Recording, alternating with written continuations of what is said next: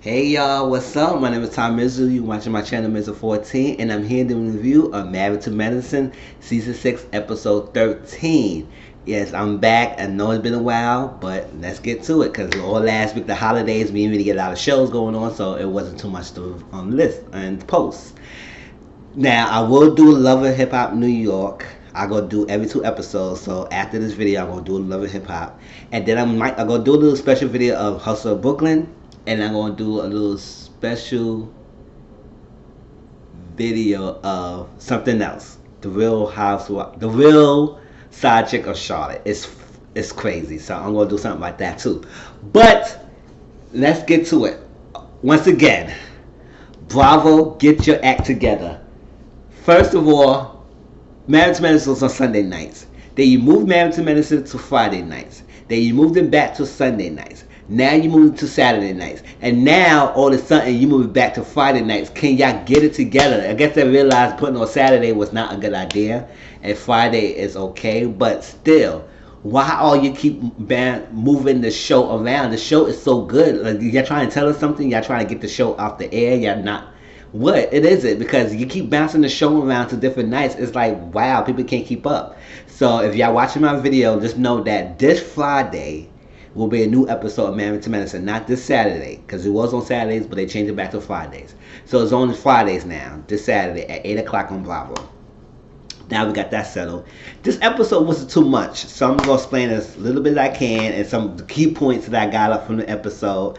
But it wasn't too much as it is. The whole big point of the episode was that Simone and Cecil is moving back together. So, because you know they had two separate houses. They have a north house and a south house. Cecil was living in the south house, and Simone was living in the north house. And they married. They still legally married, but they were living in separate houses. Well, just like, if y'all gonna make your marriage work and y'all make it last, y'all have to live in the same house. Y'all married. You're not divorced. You're not separated. So y'all married. So they decided to move in back in the north house with Simone, and Simone was like, y'all make sure you go clean, and y'all gotta do this and do that and everything. And, you know, they said Michael, he was not here for it. He said, yeah, y'all do, And just about to train the dog, and they said they will train the dog. So it was crazy, but it was funny. But all we know is that they moved back in the house together, and they're making it work. And she said since the Antigua trip, it gave her more perspective on her marriage, and realized that this was her happiest thing. And she seems like really more happy. She seems to be happier now than she was before with Cecil. They're having more sex. They're living together now. They make it work. It's good. So I see like how happy she is, and how happy he is too, that they back together and built on track. Now, Cecil's still not working right now because he got laid off, and now business is not working. But I guess he gonna work himself around. He gonna work himself up, and that is Simone is not really care, like really all that phased by it, because she doing her own little thing. So, but she just need her peace and quiet and everything. But still, hopefully. And did y'all see that kitchen? I think she had a list of kitchen rules. I said, why the fuck you having kitchen rules in the damn? And the thing is like, why would he kitchen rules list on the freaking stove, whatever it was, or refrigerator? I said, that's crazy. Like, you really trying to make sure they don't mess anything up in your people's home. I just understand that. But I'm glad they're getting back together. So they're going to decide to do a party to invite all the people there, all their friends to the cast of the show, and to show them, tell them the big news that they're moving back together. But I'll get to that later. Now, with that, we got Heavenly who visited Quad. You know, Heavenly came there. She wants the food. Quad didn't have the food. So Quad said, I don't want to cook for nobody. She said, Heavenly said, well, I'm working all day and I make sure I have a cooked meal for a man. Yes, when she have a man, she'll have a man right now, Heavenly. So she don't have to cook for anybody. She could cook what she want to cook. I'm living by myself. I don't have nobody to cook for. I cook when I want to cook. I eat when I want to eat and everything. And that's it. So they sat down. But she said, Quad said she appreciate Heavenly giving her the bracelet, because it showed that she gave her strip. She said a cross on it. It was some other stuff that was on the bracelet. And she said that right there showed her who her true friends are. Because she was like, she was suspecting that. And then Heavenly was like, I don't know, maybe other people was not giving to it, and I said I knew you were gonna be on a trip, so I wanted to make sure you're not gonna be singing it out because I don't think everybody would gonna think about you like that. So it was like, it made it seem like this more solidified the relationship between Heavenly and Quartz, and there's not too much of Heavenly quarrel with the other people because she realized that she said their friends are not her friends like that because they didn't really acknowledge or appreciate her or even get anything about the trip, but she was expecting that. But she did appreciate Heavenly with the gift, and I did appreciate Heavenly doing that gift for her too. Because it's like Quaz by herself, she don't have nobody to give gifts to, and it was nice a gesture for her to give her a bracelet to show that we still care about you, and we don't want you to feel left out. So I want to give you something. So that was nice, and I enjoyed that. I like that, and that was a good thing for having to do for Quad because Quad was in a vulnerable place and she got that bracelet and she still wears it, so she likes it. Now, Jackie got advice because she was working with, I think his name Dr. King or Dr. Kurt, whatever his name is, was giving them advice, and then he gave Jackie advice to treat Curtis for one day, a king for a day. And I was like, oh, that's nice. Make him a king for the day. Because I guess Jackie got the sense of control. And she was involved in her work. And so she can't really focus on much of characters. I guess that's why. Even though what he did was wrong. I guess part of his reason why he stepped out is because his wife wasn't giving him much attention that he needed from his wife. And so he was finding attention for someone else. And so she was like, she wanted to go cook for him naked. Actually, she wasn't even really naked. But she cooked for him, and I don't think she was really cooking because she asked Simone to come and she asked Heavenly to come. Heavenly was doing the salmon and Simone was doing the mashed potato. Whatever she was doing, it got stuck in the pan and it got it out, whatever. And they was talking, and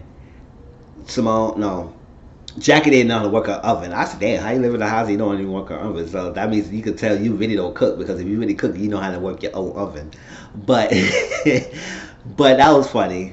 And then Simone came. She said, oh, I do something here. You got to push the button to press start. I say, damn, how she know your oven than your own? And Simone don't cook herself like that either. So it was like, okay. So Heavenly came. She said, oh, you know how to cook for me? Ain't gonna go and stuff. But she said, Jackie told Heavenly, she said, Dr. King told her to make sure she treat Curtis king for a day. She said, hold up, for a day? You got to treat your man king like every day, which is true. I'm like, when in a relationship, you gotta treat your woman as a queen and you gotta treat your man as a king. And because at the end of the day, y'all working together, y'all living together, and y'all are a couple. So you always treat your person with utmost respect and being there and make sure they appreciate it every day, not just for that one day. But Jackie said it's gonna take time and everything, and she said for a day, we're gonna do for the day, and let's do that. So she had the meal prepared, all that stuff. She had an apron on. She was supposed to be naked, but she wasn't naked. She had a body, like a skin tone bodysuit under the apron. And Curtis came in and he said, oh, what's this? He said, I was trying to treat you as the king for a day. He was liking that, gave him the freaking cape and then a crown and a spectre. And he said, anything you need to do, ring the bell. And he said, oh, this is going to be fun. So he's sitting down ringing the bell for a mini steak. He said, oh, it's cold. Oh, this is that. This is that. I said, listen, you're going to be ringing the bell too many damn times. Even Jackie was like, listen, you doing too much. We're going to take that bell away. I said, first of all, yeah, you was calling for the bell for too many damn times. I was with Jackie. We was here, Jackie, but we're not really here. And I said, what the hell you ringing the bell so much for? Don't take this advantage now. Shit. So they ate. He sat there and ate the food. Jackie had much on her plate. Like, damn, Jackie, like, eat. You sitting there eating with your king. And it's like, yes, make sure you treat me as a queen and not a king. And they went upstairs. I guess they did do the dancing, whatever they was going to do.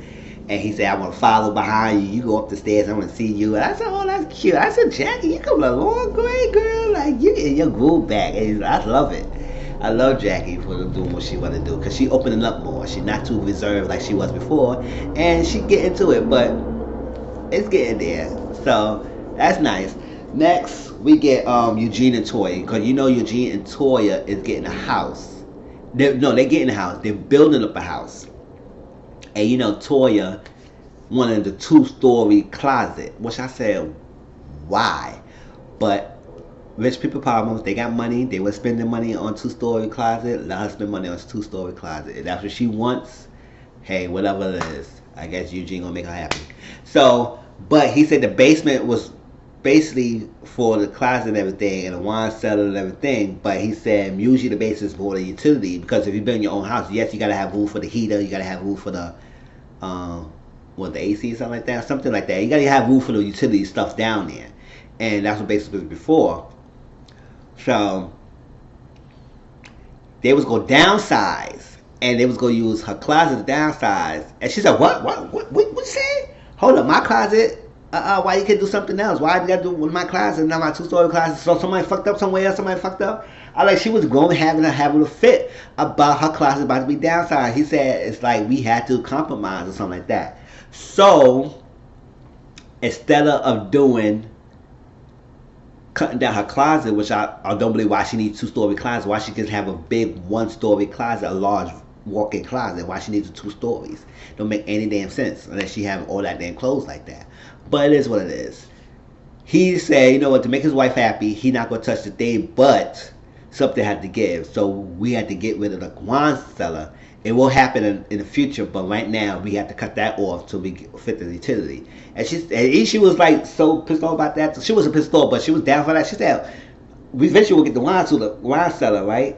He said eventually. She said, oh, because you know, Toy like her wine and shit. So her closet, they did the wine is like, come on now, we got to make this quick. That wine got to heavy up.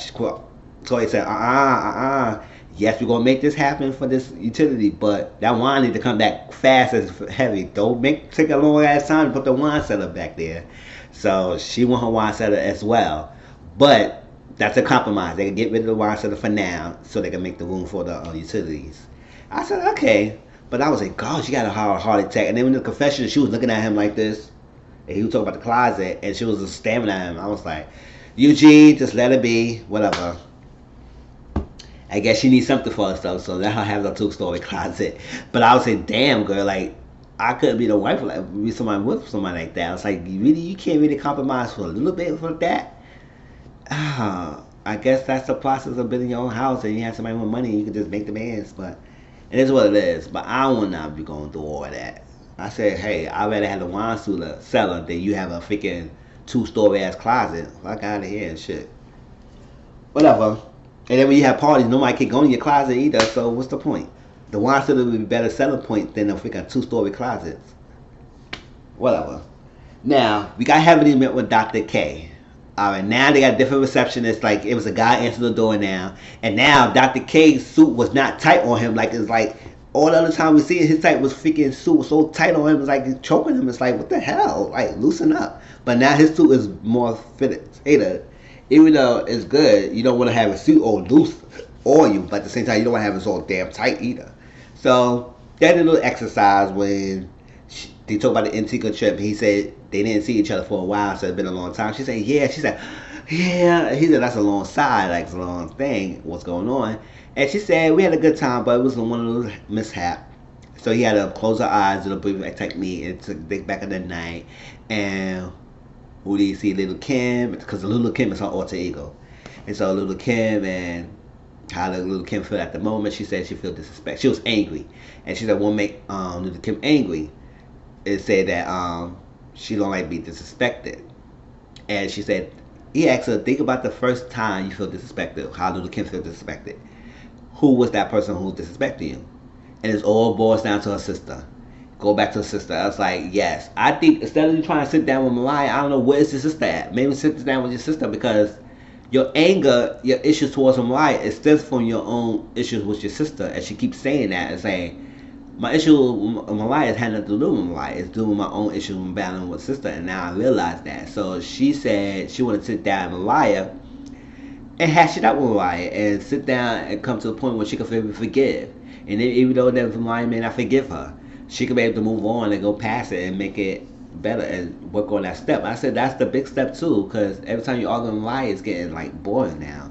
So what can you do to fix that? Especially if you're projecting your anger from your sister to Mariah, that's something you need to look into. So hopefully, we don't know, one day Heavenly could sit down with her sister and have that deep conversation, because if it stems from her, then that situation needs to be fixed before she had interacting. But she want to sit down with Mariah.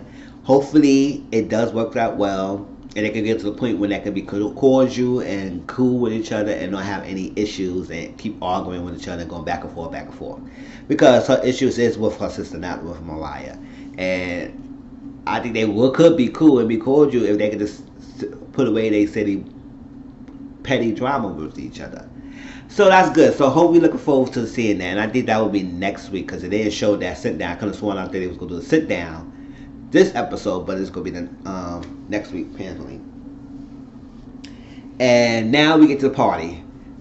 Cecil and Simone want to invite everybody to the house. They got catered food came in. They were making the drinks and preparing the food together. And Michael said he was going to do his little thing. I mean, Cecil said that Michael's doing. He comes to a point he doing his thing. He texting a lot. He on social media a lot. You gotta watch him. You gotta be careful with him. I said, yeah, that little one, he gets y'all together, but at the same time, you gotta watch him. But so they want to have everybody together. So everybody, including that Dr. Jarrett and her husband Will came. And Quaggett, everybody was there except for Dr. G. And I said, cause like y'all friends with them, like Dr. G could go there. But I guess they don't want to mix Quad and Dr. G together like that. So they try not to have them together much. But like sometimes they gotta come to the point where they gotta face each other. Because they're around the same circle group of friends. So why not feel that they could be in the same room and don't feel any tensions? But right now we know it's still kind of hot and fresh. So we see how that goes. But she invited everybody. Some people walked there so right into their house like it was no tomorrow.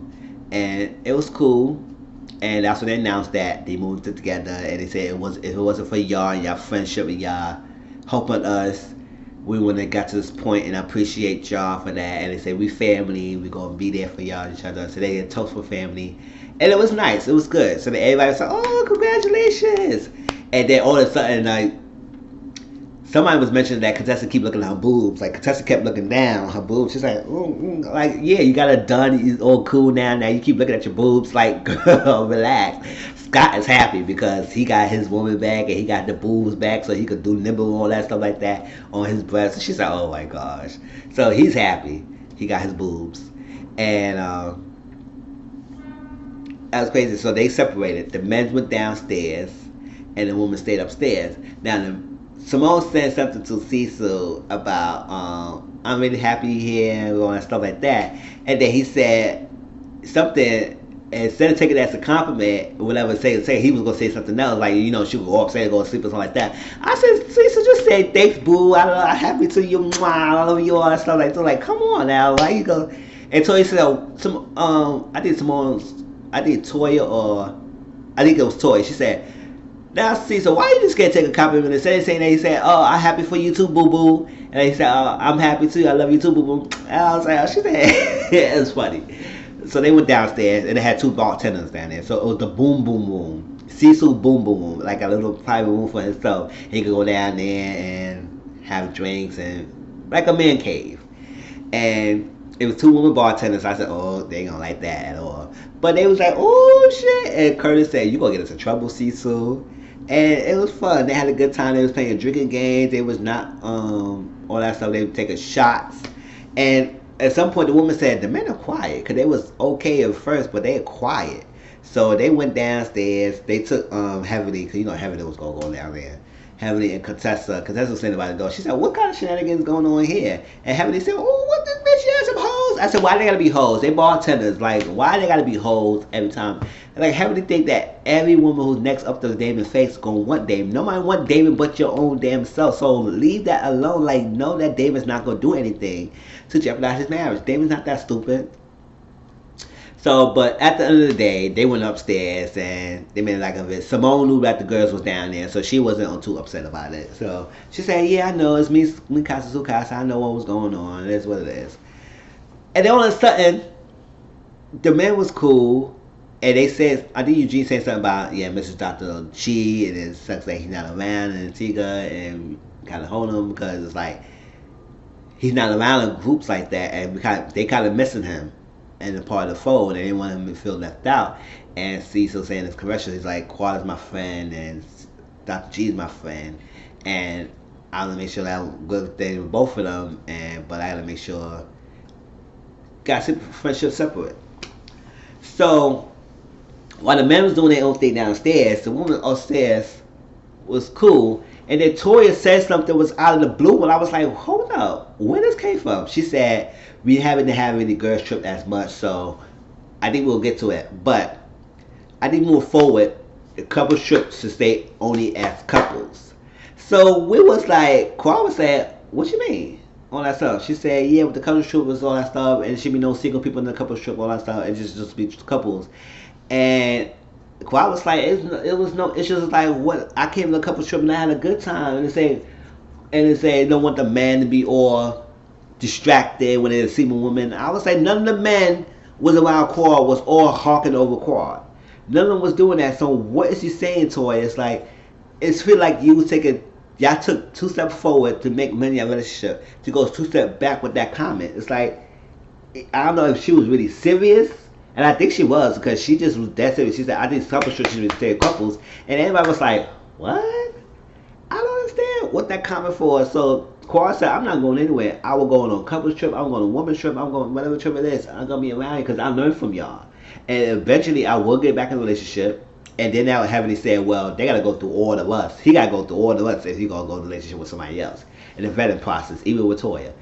And I guess they calmed Toya down. But they was going back, I was like, yeah, Toy, that was really too off-putting.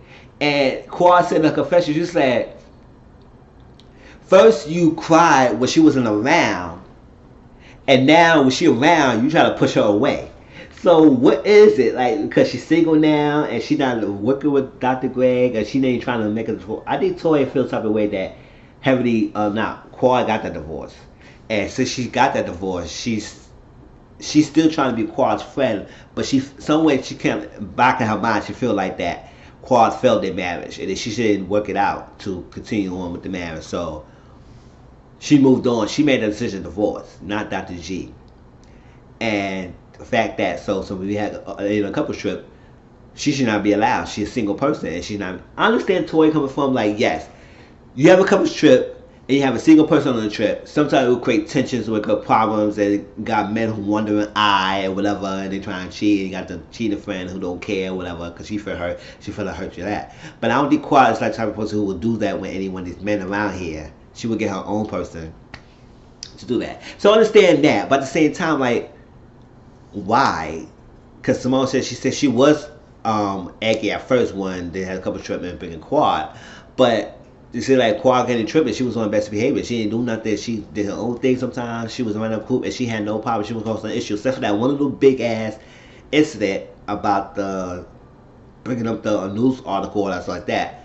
But then Heavenly jumped in. That came and blew out between Heavenly and Mariah. But Quad wasn't too much into the drama. So I don't understand what was that comment came from, Toya. And it's like, I try to like Toya, but it just sometimes come off as judgmental, Toya. And this right here was like, oh, a couple trips should only say couples. Understand, Toya? But at the same time, Quad was part of your group. She came on a trip and she had no problem. So any other trips you have in the future, she's going to be there. And if you want to be Dr. G there, you can bring Dr. G there as well. It's no excluding anybody. And it's that they're not a couple. So I was kind of off-putting with that comment. But they guess to hash that out. And yes, they got back upstairs and say it was cool. Y'all enjoyed it. We had enjoyed each other's time. Hopefully we could do it again next time. Maybe not so much in my house, but somebody else's house. And that was fun. They had a drink and they're cool. The next day, this was like, yeah, this was the last part of the scene. All the men got together and did a golfing trip. And it was nice. It was a nice little golfing trip. They had the neon lights on, and they golf, and they had little drinks and had food and stuff. I said, that's nice. So all the men got together except for Dr. Aiden. Dr. Aiden's, I guess he said, when I feel well or something like that, so he stood home.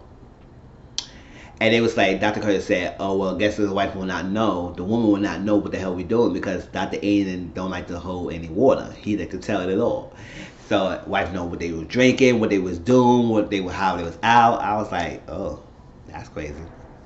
But that was that. And Dr. G came. They said, oh, we miss you as a brotherly man. It was all that stuff like that. They had a good time. And he sit down, and Eugene told him about the trip, how they had a good time, and they said that he wasn't there, but part of it was a little bit of Jew. He said, what? And they talked about the article. According to Dr. G, he said he came home one day, he woke up with all something, came in the house, was empty. And then he went to his room and found out his sleep number bed was missing too. So she took the sleep number bed. And I was like, oh. I was like, oh, you took all the furniture, girl, and his sleep number bed. They said, not the sleep number bed, not the bed. And they little joke about that. And he said, yeah. And he said, how the divorce going? Because y'all didn't sit down and discuss the divorce. She said, no. He said, no. He said, I came on one day when they was leaving. She sent me that text and said, it's a documents in the mail. I said, damn. They said, oh, that's cool. Not even come face to face. And I was kind of fucked up about that. I was like, if I want to divorce with you, and this marriage not working out, why can't we sit down together and say, you know what, we not working out on that, let's work on the divorce. And it's a mutual agreement. But that Quad really prepared the documents and sent them the documents in the mail and text them and said the documents are already in the mail for you. I was like, gosh, you was already giving out the damn thing, and he probably had any hopes of working it out. Now, so Damon said he kind of optimistic. He said if there's any little hope that it work out, Dr. G said, in a small little rat chance of hell, we're going to work this thing out. So I guess right now we know there is divorce. So it is official, y'all. They're not together anymore. And I think the compatibility was off between those two anyway. So since I started watching Married to Madness, I could tell they wasn't great. And I heavily said that too. And I mentioned, she said maybe sometimes people is not meant to be together. And it doesn't match well. And I guess y'all and you and Dr. G was not connecting and clicking well, and they had the same goals. So it just happened that it just didn't work out. But that was that, and that was the end of the episode. So we'll look forward to next week, and I guess somehow Aiden is sick, and Mariah and having to go have a sit down. I guess it's more in the season. I don't know if it's all gonna be next episode or the rest of the season that Cecil and Simone got added again. For whatever reason they got added about the girl, whatever. I said, oh, crazy. But it was good. But I'm sucks that it moved to Fridays again. It moved back to Fridays. And I said, why they keep changing the stuff? But is it Fridays night? So hopefully y'all watch this episode, and I will do a review in the next episode of Married to Madness. Talk to y'all later. Peace.